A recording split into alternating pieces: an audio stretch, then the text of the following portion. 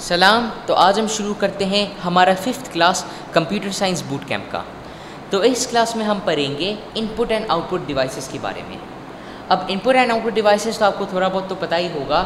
Input devices वो devices होते हैं जिससे आप कंप्यूटर को डाटा दे सकते हो। मतलब है कि कंप्यूटर जिन हार्डवेयर से और जिन चीज़ें से डाटा को रिसीव करता है वो उसके इनपुट डिवाइसेस होते हैं, और जिन चीज़ें से वो उस डाटा को आउटपुट करता है वो आउटपुट डिवाइसेस होते हैं। तो हम इसी चैप्टर के बारे में ही पढ़ेंगे अगले 3 क्लासेस के लिए। इस क्लास को इंक्लूड करके अगले 3 क्लासेस के लिए हम इनपुट एंड आउटपुट डिवाइसेस के बारे में ही पढ़ेंगे। और इसका वजह यह है कि हमारे पास इतने सारे इनपुट एंड आउटपुट डिवाइसेस है पढ़ने के लिए, और ईच इनपुट और आउटपुट डिवाइस के भी अपने टाइप्स या कैटेगरीज होते हैं, तो हमें उनके भी बारे में पढ़ना पड़ेगा। तो इसलिए ये चैप्टर जो है ये इतना फास्ट हम नहीं कवर कर सकेंगे, तो इसलिए हम इसको स्प्लिट करेंगे 3 क्लासेस में। तो आज होगा पहला class input and output devices का। अब इनपुट डिवाइसेस वो हार्डवेयर होता है जिससे कंप्यूटर डाटा को रिसीव कर सकता है आउटसाइड वर्ल्ड से। फॉर एग्ज़ाम्पल, अगर आप कुछ टाइप करते हो अपना कीबोर्ड के ऊपर, तो कंप्यूटर टेक्स्ट बेस्ड डाटा को रिसीव करता है आउटसाइड वर्ल्ड से, मतलब है कि हमसे, जो कंप्यूटर रिसीव कर सकता है और उसको अंडरस्टैंड कर सकता है, इंटरप्रेट कर सकता है। कीबोर्ड इसका एक एग्जांपल है। एक और एग्जांपल है माउस, जिससे आप जब अपना हाथ से माउस को घुमाते हो तो फिर जो माउस कंप्यूटर के अंदर है वो भी मूव हो जाता है। तो जिस पोजीशन पे हम अपना माउस को मूव कर रहे हैं वही पोजीशन पे हमारा जो कंप्यूटर का अंदर का माउस है वो भी चल रहा है, और इसलिए कंप्यूटर हमारा फिज़िकल माउस से ये सॉफ्टवेयर माउस का डाटा को रिसीव कर सकता है कि किस लोकेशन पे मैं क्लिक कर रहा हूँ, किस लोकेशन पे मैं अपना माउस को लेके जा रहा हूँ। तो ये सारा डाटा भी हमारा एक एक्सटर्नल हार्डवेयर से लिया जाता है जिसका नाम है माउस। और इस तरह के बहुत सारे इनपुट डिवाइसेस हैं। स्कैनर्स है, रीडर्स है, कोड्स है, कीबोर्ड्स या कीपैड्स हैं, pointers, microphones, touch screens, sensors, interactive white board, smart boards और इस तरह के बहुत सारी चीज़ें हैं। अब आउटपुट डिवाइसेस क्या होते हैं? वो हार्डवेयर होते हैं जो आपको अलाउ करता है रिजल्ट्स को कम्युनिकेट करने के लिए, डाटा का रिजल्ट्स को कम्युनिकेट करने के लिए एक ऐसा प्रोसेस में जो ह्यूमन रीडेबल फॉर्मेट में हो। अब इसका मतलब क्या है? आउटपुट डिवाइसेस वो हार्डवेयर होते हैं जिस तरह हमारे पास हार्डवेयर है माउस की तरह का, या हमारे पास है हार्डवेयर कीबोर्ड की तरह का, तो वो सब इनपुट डिवाइसेस है। लेकिन आउटपुट डिवाइसेस भी इसी तरह का ही हार्डवेयर है, लेकिन वो इस्तेमाल होते हैं कंप्यूटर को हमसे बातें करने के लिए। हम माउस या कीबोर्ड को इस्तेमाल करते हैं ताकि हम कंप्यूटर से बात करें, लेकिन अगर कंप्यूटर को हमसे बात करना है तो वो किस तरह से करेगा? वो करेगा आउटपुट डिवाइसेस के थ्रू। तो आउटपुट डिवाइस का कुछ एग्जांपल्स हैं। फॉर एग्जांपल, अगर आपके पास अपना वेब कैम है तो वेब कैम जो है वो आपका इंटरनल वो आपका फेस का एक पिक्चर लेता है, फेस का या जो भी आप वो अभी देख रहा है, जो भी आपका बैकग्राउंड में है, वो उसका एक वीडियो लेता है या उसका एक पिक्चर लेता है, और फिर उसके बाद वो उसको डिस्प्ले करता है मॉनिटर के अंदर। वेब कैम आपका एक इनपुट डिवाइस है, लेकिन मॉनिटर आपका एक आउटपुट का डिवाइस है, क्योंकि जो भी प्रोसेसेस हो रहे हैं आपका कंप्यूटर के ऊपर वो उसके रिजल्ट्स को आउटपुट कर रहा है। तो ये सारी डिवाइसेस को हम बोलते हैं आउटपुट डिवाइसेस। स्पीकर्स भी एक आउटपुट डिवाइस है, क्योंकि जब भी हम एक यूट्यूब वीडियो को चलाते हैं या किसी भी वीडियो को चलाते हैं अपना कंप्यूटर के ऊपर, तो जो आवाज़ निकलता है वो उस प्रोसेस का रिजल्ट्स है। तो जब हम एक वीडियो को ऑन करते हैं तो ऑटोमेटिकली प्रोसेस होने लगता है, तो उसका आउटपुट में जो रिजल्ट्स निकलता है वो रिजल्ट्स जो होते हैं वो हमारा आउटपुट डाटा बोला जाता है। तो इस तरह से कंप्यूटर हमें डाटा आउटपुट कर सकता है। और कुछ एग्जांपल्स और भी है इस तरह का आउटपुट डाटा से। प्रिंटर्स है आउटपुट डिवाइसेस से या आउटपुट डाटा से। प्रिंटर्स फिजिकल पेपर को आउटपुट करता है। डिजिटल कॉपी लेता है आपका वर्ड डॉक्यूमेंट का या कोई और इस तरह का डॉक्यूमेंट का आपका कंप्यूटर से, और फिर उसके बाद उसको एक फिजिकल पेपर के ऊपर प्रिंट आउट करता है। कटर्स भी एक एग्जांपल है। Actuators, loud speakers, monitors, projectors, इस तरह के बहुत सारे डिवाइसेस के एग्जाम्पल्स मौजूद है। और अगर हम बात करते हैं इन्हीं आउटपुट डिवाइसेस के बारे में कि वो डाटा जो आउटपुट करते हैं वो क्या किसी भी तरह का डाटा हो सकता है? अब उसूलन तो बिल्कुल ऐसा ही हो सकता है, किसी भी तरह का डाटा हो सकता है, लेकिन आम तौर पे क्या होता है, आउटपुट डिवाइसेस बने हुए इस तरह से होते हैं कि वो उसी तरीके से ही डाटा आउटपुट करे कि इंसान को समझ में आए। अब अगर इंसान को समझ में नहीं आया तो फिर आउटपुट करने का फ़ायदा क्या। इसलिए मॉनिटर्स जो है वो कोई वाइट एंड ब्लैक डिजिट्स को बस ऐसे ही रैंडमली आउटपुट नहीं करने लगते हैं, वो आपको एक GUI दिखाता है, एक इंटरफेस दिखाता है जिससे आप ड्रैग एंड ड्रॉप कर सकते हो, जिसको आप क्लिक कर सकते हो, जिसको आप राइट क्लिक कर सकते हो, जिसको आप होल्ड कर सकते हो, ये सारे फंक्शंस आप कर सकते हो, जिसकी वजह से वो एक ह्यूमन रीडेबल फॉर्मेट के अंदर बदल जाता है। इसका एक और भी एग्जांपल ये है, स्पीकर्स फॉर एग्जांपल, अगर स्पीकर्स एक ह्यूमन रीडेबल फॉर्मेट के अंदर नहीं होते तो जो भी साउंड आउटपुट होता वो फिर साउंड होता ही नहीं। वो अगर रैंडम फ्रीक्वेंसीज आउटपुट होते, कभी हाई कभी लो, तो फिर तो इंसान को कुछ समझ भी ना आए, या अगर उनको यूज़ करना ही इतना मुश्किल होता कि कुछ समझ ही नहीं आ रहा है कि इसको ऑन कैसे करना है, इसको प्लग इन कैसे करना है, तो फिर वो ह्यूमन रीडेबल आउटपुट डिवाइस नहीं हुआ। तो इसलिए आउटपुट डिवाइसेस आमतौर पर वही डिवाइसेस होते हैं जो ह्यूमन रीडेबल होते हैं, जो ह्यूमन अंडरस्टैंडेबल होते हैं, वरना उसका कोई फ़ायदा रहा ही नहीं। अब हम एक इनपुट डिवाइस की बारे में बात करते हैं। इस क्लास में तो हम इनपुट डिवाइसेस के बारे में ही बात करेंगे, हम आउटपुट डिवाइसेस को टच नहीं करेंगे, लेकिन हमने अभी तक देखा है कि इनपुट डिवाइसेस और आउटपुट डिवाइसेस के क्या है और उनके कुछ एग्जांपल्स भी देख लिया है। तो अब हम पढ़ते हैं 2D स्कैनर्स के बारे में, जो एक इनपुट डिवाइस है। 2D स्कैनर्स फिजिकल डॉक्यूमेंट्स को कन्वर्ट करते हैं एक इलेक्ट्रॉनिक फॉर्म में। मतलब है कि मैं अपना एक फ़िज़िकल पेपर को डालूँ अपना 2D स्कैनर के अंदर, वो उसको स्कैन करेगा और उसको एक इलेक्ट्रॉनिक फॉर्म बनाएगा, और उस इलेक्ट्रॉनिक फॉर्म का जो डॉक्यूमेंट है वो मैं अपना कंप्यूटर में सेव करूँगा, जो मेरा इंटरनल हार्डवेयर मेमोरी के अंदर स्टोर होगा। मैं अपना हार्डवेयर के अंदर भी स्टोर कर सकता हूँ, SSD के अंदर भी कर सकता हूँ, USB के अंदर भी कर सकता हूँ, बहुत सारे ऑप्शंस हैं। और स्कैनर जो होते हैं वो एक स्कैन हेड से स्कैन करते हैं। अब ये स्कैन हेड क्या है, ये एक स्पेशल डिवाइस होती है आपकी स्कैनर के अंदर, जो डॉक्यूमेंट के थ्रू के ऊपर मूव अक्रॉस करता है। आपने देखा भी होगा कि जब भी आप प्रिंटर का हेड को बंद करते हो, आप स्टार्ट का बटन दबाते हो, तो फिर जब डॉक्यूमेंट स्कैन होने लगता है तो कोई ग्रीन या वाइट लाइट आप देख सकते हो।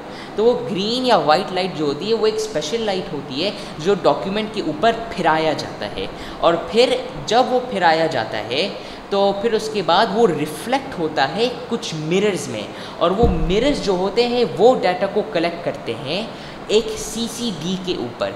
CCD क्या है? चार्ज कपल्ड डिवाइस, जो उसके अंदर बहुत सारे ICs होते हैं, इंटीग्रेटेड सर्किट्स। अब हमने लॉजिक गेट्स के बारे में तो पढ़ा ही है। ICs जो होते हैं वो लॉजिक गेट्स का कॉम्बिनेशंस होते हैं। तो अगर मैं बोलूँ कि मैं एक नॉट गेट और 2 AND गेट्स को कंबाइन करूँ तो वो एक इंटीग्रेटेड सर्किट बन जाएगा। तो वो इंटीग्रेटेड सर्किट जो है वो एक स्पेसिफिक लॉजिकल ऑपरेशन को कंडक्ट कर सकता है। और ये जितने भी ICs है आपका CCD के ऊपर, आपका चार्ज कपल्ड डिवाइस के ऊपर, जितने भी आपके पास ICs है, जितने भी आपके पास इंटीग्रेटेड सर्किट्स हैं, ये सब डाटा को प्रोसेस करता है, जिस तरह हमारा CPU भी डाटा को प्रोसेस करता है। और सारा प्रोसेसिंग के बाद हमारा फिजिकल डॉक्यूमेंट जो है वो एक डिजिटल डॉक्यूमेंट में कन्वर्ट हो जाएगा, जो कंप्यूटर मेमोरी के अंदर सेव हो सकता है। और ये जो पॉइंट है कि एक स्कैनर होता है जो हमारा डॉक्यूमेंट को स्कैन करता है एक स्पेसिफिक लाइट से, और फिर उसके बाद जो डाटा रिसीव होता है वो हमारा सीरीज़ ऑफ मिरर्स पे रिफ्लेक्ट होता है। तो ये आप बिल्कुल इसी तरह से ही सोच सकते हो कि जिस तरह हमारे आँखें काम करते हैं। अगर मैं बोलूँ कि आप एक अंधेरे रूम के अंदर हो, फिर जाहिर सी बात है कि आपको कुछ दिखेगा ही नहीं। आपको इसलिए नहीं दिखेगा क्योंकि कोई लाइट सोर्स आपके पास नहीं है। आपका आइज़ वर्क ही इस तरीके से ही होता है कि कोई और बॉडी जो है, फॉर एग्जांपल आपका सन है या कोई फ्लैश लाइट है या आपका कोई लाइट बल्ब है, कोई और चीज़, कोई और बॉडी लाइट एमिट करता है, और वो लाइट जो है वो किसी भी ऑब्जेक्ट के ऊपर लगता है। लगने के बाद वो बाउंस हो जाता है हमारे आँखों के अंदर। मतलब है कि वो जो लाइट है वो ऑब्जेक्ट के ऊपर पड़ती है, और वही जो लाइट है वो हमारे आँखों के अंदर बाउंस हो जाती है। तो इसलिए हमें वो ऑब्जेक्ट दिखता है। तो हम लाइट को एमिट नहीं करते हैं, हमारे आँखों से लाइट बाहर नहीं आती है। ये इस तरह से होता है कि सारा जो भी ऑब्जेक्ट होता है जिसके ऊपर लाइट पड़ती है वो हमारे आंखों से रिफ्लेक्ट हो जाती है। तो बिल्कुल यही कॉन्सेप्ट है। आप इस तरह से समझो कि जो ये ग्रीन लाइट है या ये जो वाइट लाइट है जो आपका स्कैनर एमिट करता है डॉक्यूमेंट के ऊपर, वो बिल्कुल सनलाइट की तरह है। जैसे सनलाइट अगर एक ऑब्जेक्ट के ऊपर अपने आप को फिरा देता है, या सनलाइट एक ऑब्जेक्ट के ऊपर पड़ता है, तो फिर वो लाइट आपकी आँखों में रिफ्लेक्ट हो जाता है। और इसी तरीके से जो लाइट डॉक्यूमेंट पर रिफ्लेक्ट होता है जो लाइट डॉक्यूमेंट के ऊपर पड़ता है वो मिरर्स में रिफ्लेक्ट हो जाते हैं। जिस तरह लाइट हमारे आँखों में रिफ्लेक्ट हो जाता है, इसी तरीके से ही लाइट मिरर्स में रिफ्लेक्ट होंगे, और जो डाटा मिरर्स के थ्रू कलेक्ट किया जाएगा वो एक सीसीडी के ऊपर पड़ेगा, मतलब एक चार्ज कपल डिवाइस के ऊपर। जिस तरह हमारे आँखों का जो एंड है, अंदर जो है हमारे पास एक रेटिना है, तो इसी तरीके से प्रिंटर्स के अंदर एक चार्ज कपल डिवाइस होता है, एक सीसीडी होता है, जिसके अंदर बहुत सारे आईसीज होते हैं, मतलब एक इंटीग्रेटेड सर्किट्स होते हैं, और ये उस फिजिकल डॉक्यूमेंट का डाटा को प्रोसेस करके एक डिजिटल डॉक्यूमेंट बनाता है जो कंप्यूटर मेमोरी को सेव करता है। तो ये इसी लॉजिक के ऊपर ही चलता है जिस लॉजिक के ऊपर हमारे आँखें चलते हैं, तो ये उसी के ऊपर ही बेस्ड हुआ है। लेकिन अब हम बात करते हैं 3D स्कैनर्स के बारे में। ये भी एक स्कैनर ही है, लेकिन 3D ऑब्जेक्ट्स के लिए, जिस तरह आप राइट पे देख सकते हो। 3D scanners solid 3D objects को स्कैन कर सकते हैं और उनका एक इलेक्ट्रॉनिक वर्जन को बना के उसी तरीके से जिस तरह 2D स्कैनर्स होते हैं उनको कंप्यूटर मेमोरी में स्टोर कर देता है। 3D स्कैनर जो है वो मल्टीपल वेज के थ्रू वर्क कर सकता है। अब 2D स्कैनर जो है वो या तो ग्रीन लाइट या फिर वाइट लाइट के थ्रू काम करते हैं, लेकिन 3D स्कैनर जो है वो लेज़र से भी काम कर सकते हैं, मैग्नेट्स के थ्रू भी कर सकते हैं, वाइट लाइट के थ्रू भी कर सकते हैं, जिस तरह 2D स्कैनर्स में यूज़ होता है, एक्सरेज के थ्रू भी यूज़ हो सकता है, और टोमोग्राफी के थ्रू भी यूज़ हो सकता है। अब आपने सुना होगा CT स्कैनर्स के बारे में या कंप्यूटेशनल टोमोग्राफी स्कैनर्स के बारे में। उनका फुल फॉर्म यही है, CT का मतलब है कंप्यूटेशनल टोमोग्राफी। तो CT स्कैनर्स या कंप्यूटेशनल टोमोग्राफी स्कैनर जो होते हैं वो इलेक्ट्रॉनिक इमेजेस को प्रोड्यूस करते हैं एक चीज़ का। तो अगर आपके पास कोई भी चीज़ है, जिस तरह यहाँ राइट पे एक रेनडियर का एक स्टैचू है, उसको आपने डाल दिया है, मतलब रख दिया प्रिंटर के ऊपर, और प्रिंटर के ऊपर रखने के बाद आपने उसको स्कैन की, तो स्कैन करने के बाद जो है इस रेनडियर का इलेक्ट्रॉनिक 3D इमेज प्रोड्यूस होगा। लेकिन ये कैसे प्रोड्यूस होगा, इसका एग्जैक्ट मेथड क्या है? जिस तरह प्रिंटर्स के साथ हमने देखा कि वाइट या ग्रीन लाइट होता है, वो रिफ्लेक्ट करता है डॉक्यूमेंट्स के ऊपर, जो बाउंस होके हमारे मिरर्स के ऊपर पड़ते हैं, वो मिरर्स फिर उस डाटा को प्रोसेस करते हैं। लेकिन 3D स्कैनर जो होते हैं वो अगर टोमोग्राफी को यूज़ कर रहे हैं, टोमोग्राफी होता क्या है, वो ऑब्जेक्ट को, जो ऑब्जेक्ट स्कैन हो रहा है उसको स्प्लिट करता है बहुत ही छोटे स्लाइसिस में एक्सरेज के थ्रू। अब इसका मतलब क्या है, या आप इस तरह से सोचो कि जब हम टमाटर को काटते हैं या हम अनियन को काटते हैं, मुझे अनियन का उर्दू वर्ड नहीं पता है, लेकिन जब हम अनियन को काटते हैं या कोई भी ऐसी चीज़ को हम काटते हैं नाइफ़ के थ्रू, तो हम उसको छोटे छोटे पीसेस में काटते हैं। तो इसी तरीके से हमारा जो 3D स्कैनर है वो हमारा ऑब्जेक्ट के मल्टीपल स्लाइसेस बनाएंगे, लेकिन हम जो स्लाइसेस बनाते हैं फ्रूट्स या वेजिटेबल्स का, वो तो बहुत ही बड़े होते हैं। ये जो स्लाइसेस बनाता है, जो 3D स्कैनर स्लाइस बना देता है, ये बहुत ही छोटे होते हैं। मतलब है कि ये जो रेनडियर स्टैचू है, इसके आराम से हज़ारों या फिर लाखों स्लाइसेस बन सकते हैं। तो वो स्लाइसेस एक्सरेज के थ्रू बनते हैं। जिस तरह हमारा बॉडी भी एक तरह से स्लाइस होता है जब हमारे ऊपर एक एक्सरे किया जाता है, कि हम अपने बॉडी के इंडिविजुअल पार्ट्स देख सकते हैं, एक तरह से उसको स्प्लिट करके हम इनके इंडिविजुअल पार्ट्स देख सकते हैं। तो इसी तरीके से ही होता है, लेकिन 3D ऑब्जेक्ट के साथ। और उसको एक्सरे से स्प्लिट करने के बाद, जिसको हम टोमोग्राफी बोलते हैं, ये चीज़ करने के बाद हमारा इमेज जो है, हमारे जितने भी पार्ट्स हैं वो मर्ज होके उसका एक डिजिटल वैल्यू में कन्वर्ट हो जाता है। मतलब है कि हमारा इमेज जो है, हमारे जितने भी स्लाइसेस हैं वो सब कन्वर्ट होते हैं डिजिटल वैल्यूज़ के अंदर, जो मर्ज होके एक स्लाइस को रिप्रेजेंट करते हैं, एक इमेज का, मतलब एक इमेज का स्लाइस को रिप्रेजेंट कर देते हैं। अब अगर हम बात करते हैं बारकोड रीडर्स का, तो बारकोड रीडर्स जो होते हैं वो ब्लैक एंड वाइट लाइंस को कंटेन करते हैं, जिसके अलग अलग थिकनेसेस होते हैं, और ईच कैरेक्टर जो होता है बारकोड के अंदर वो भी एक स्पेसिफिक नंबर ऑफ लाइन से रिप्रेजेंटेड हुआ है। अब हमने स्कैनर्स को तो देख लिया है, लेकिन बारकोड रीडर्स भी जो है वो भी एक तरह का स्कैनर ही तो है। मतलब है कि ये इस तरह से आपका बारकोड को स्कैन कर देता है या एक तरह से उसको रीड कर लेता है। तो अभी हम यहाँ बारकोड रीडर्स के बारे में नहीं पढ़ेंगे, अभी हम यहाँ पढ़ेंगे बारकोड्स देमसेल्व्स के बारे में। जो बारकोड रीडर का टेक्नोलॉजी है वो तो यही है जिस तरह से प्रिंटर्स में भी होता है, लेकिन बजाय ग्रीन या वाइट लाइट यूज़ करने का ये रेड लाइट को यूज़ करते हैं। और उसी तरीके से ही जो मिरर्स होते हैं एक स्कैनर के अंदर, वो इस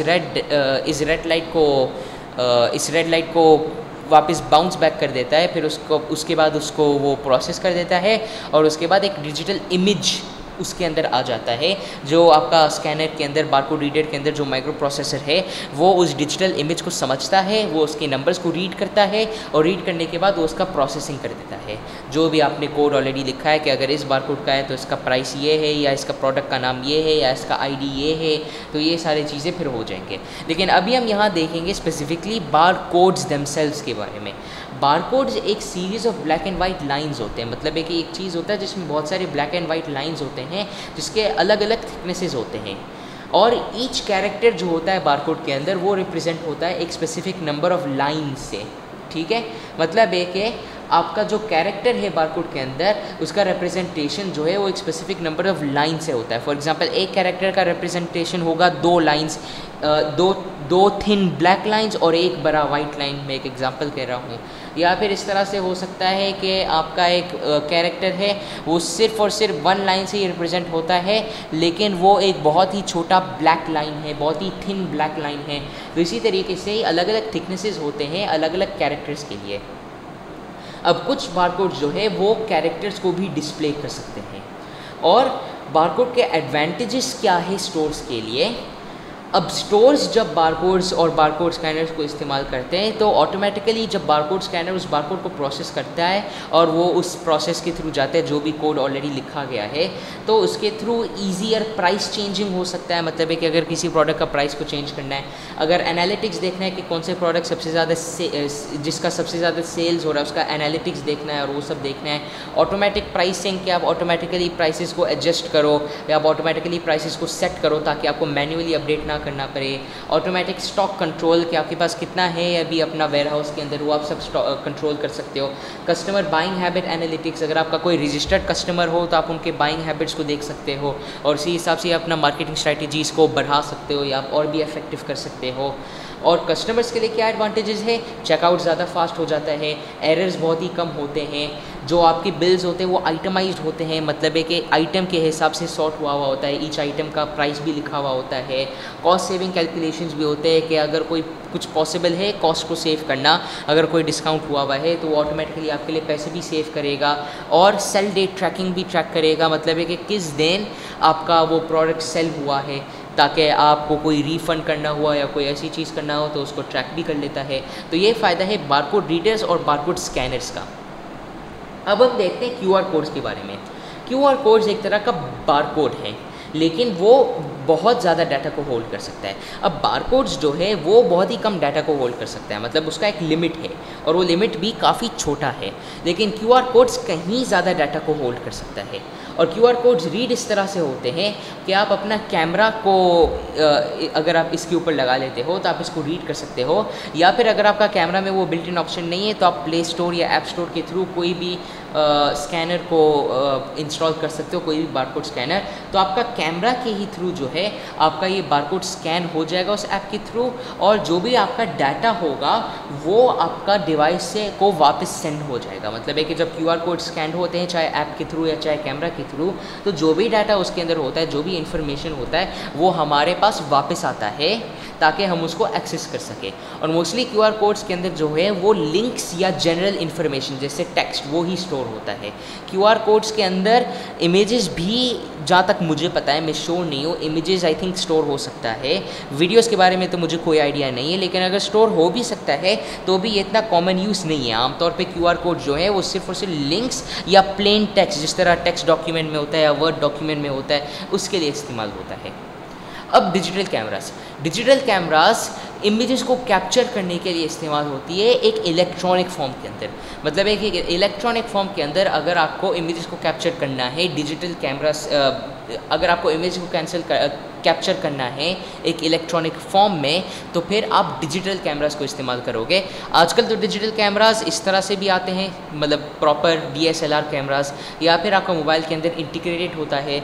और कैमरास जो है वो इमेज को कैप्चर करते हैं जब लाइट उनका लेंस के थ्रू पास हो सकता है एक लाइट सेंसिटिव सेल के ऊपर जो बहुत सारे पिक्सल से बने हुए हैं। और ये बिल्कुल उसी तरीके से ही काम करता है जिस तरह से हमारा हमारे आँखें काम करते हैं। मतलब है कि वो उसी वक्त ही एक ऑब्जेक्ट को डिटेक्ट कर सकते हैं या एक ऑब्जेक्ट को देख सकते हैं जब लाइट जो है वो लेंस के ऊपर पड़ जाए, और जब लेंस के ऊपर वो पड़े तो फिर वो लाइट जो है वो लैंड होगा। जिस तरह हमारे आँखों के अंदर रेटिनास है, इसी तरह से कैमरास के अंदर हमारे पास लाइट सेंसिटिव सेल्स है जो छोटे छोटे एलिमेंट्स के से बने हुए होते हैं, जिसका नाम है पिक्सल्स। जितने पिक्सल्स है आपके कैमरा के अंदर उतना ही ज़्यादा आपका फाइल साइज़ होगा इमेज का, लेकिन उसका क्वालिटी भी उतना ही अच्छा होगा। मतलब है कि आपका एक पिक्चर 10 MB का भी हो सकता है और 100 KB का भी हो सकता है, बहुत ही बड़ा फ़र्क है। लेकिन इसका वजह भी यही है कि पिक्सल्स जो आपका ज़्यादा स्टोरेज ले रहा है उसमें पिक्सल ज़्यादा होंगे, और जो आपका इतना स्टोरेज नहीं ले रहा है उसमें पिक्सल्स कम होंगे। मतलब है कि क्वालिटी का काफ़ी फ़र्क पड़ेगा, लेकिन स्टोरेज का तो फ़र्क पड़ना ही है। डिजिटल कैमरास के अंदर जो होते हैं, जिस तरह हमारे पास बारकोड रीडर्स के अंदर होते हैं, हमारे पास उनके अंदर माइक्रो प्रोसेसर्स होते हैं जो ऑटोमेटिकली कुछ टास्क हमारे लिए कर देते हैं, जैसे कि शटर स्पीड को एडजस्ट करना। मतलब है कि किस स्पीड से आप अपना इमेज को कैप्चर कर रहे हो। जो ऑटो फोकस होता है वो उसको ऑटोमेटिकली देखता है। जो फ्लैश का ऑपरेटिंग होता है, अब फ्लैश इस्तेमाल करना ही इसलिए ही पड़ता है क्योंकि कैमरास को हमारी आंखों की तरह अंधेरे में कुछ दिखता नहीं है, तो हमें एक लाइट सोर्स तो चाहिए ही चाहिए। तो फ्लैश को ऑपरेट करने के लिए भी इस्तेमाल होता है। एपर्चर, रेड आई, ये कुछ चीज़ें होते हैं जो फ़ोटोग्राफी में बहुत ही मसले करते हैं। तो एपर्चर को एडजस्ट करने के लिए या रेड आई को रिमूव करने के लिए और हैंड शेक को रिड्यूस करने के लिए, सारे जो फ़ोटोग्राफी में मसले आते हैं इन सब को रिड्यूस करने के लिए, इन सब को हैंडल करने के लिए डिजिटल कैमरास का जो माइक्रो प्रोसेसर होता है वो उसको ऑटोमेटिकली हैंडल करने की कोशिश करता है। तो आज का क्लास जो है वो मुश्किल से अभी 20 मिनट का ही हुआ है, लेकिन हमने काफ़ी कुछ को कवर किया है। अभी इस क्लास में हमने बहुत सारे इन्फॉर्मेशन को कवर किया है, इसलिए मैं ज़्यादा ओवरलोड नहीं करना चाह रहा हूँ आप लोगों को। तो इसलिए हम अपना क्लास को इधर ही एंड कर देते हैं। तो नेक्स्ट क्लास तक इंशाल्लाह आप ज़रूर इस सब को पढ़ लेना जो भी हमने आज इस क्लास के अंदर पढ़ा है। तो हम इंशाल्लाह और भी इनपुट डिवाइसेस और आउटपुट डिवाइसेस के बारे में भी पढ़ेंगे अपकमिंग क्लासेस में, और ये पूरा हफ्ता हम सिर्फ इनपुट और आउटपुट डिवाइसेस के बारे में ही पढ़ेंगे। फिर इंशाल्लाह हम चैप्टर नंबर 6 को कंटिन्यू करेंगे नेक्स्ट वीक से। तो आज का क्लास होता है इधर ख़त्म, और इंशाल्लाह फिर नेक्स्ट क्लास में मिलते हैं। अल्लाह हाफ़िज़।